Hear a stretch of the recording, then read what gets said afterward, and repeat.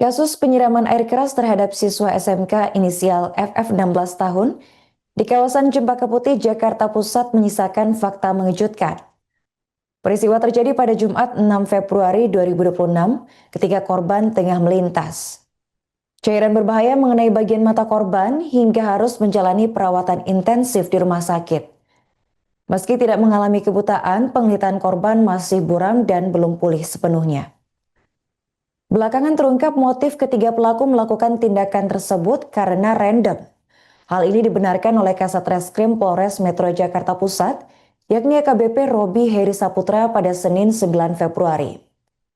Para pelaku mengaku melihat siswa lain yang berseragam berbeda, lalu langsung ingin menyiram.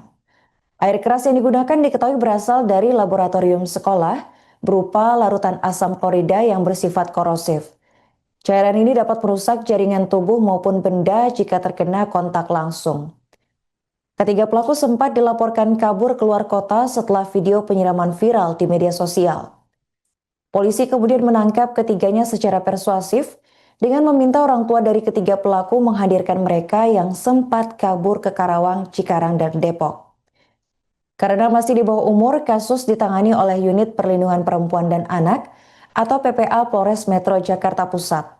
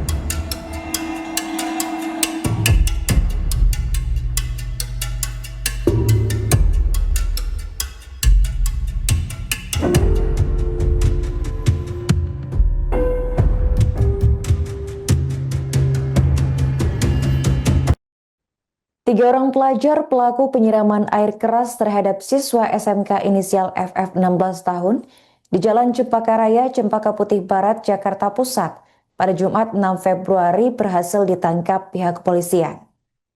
Mereka diamankan di Polres Metro Jakarta Pusat pada Minggu 8 Februari malam setelah sebelumnya sempat kabur ke Karawang, Cikarang, dan Depok.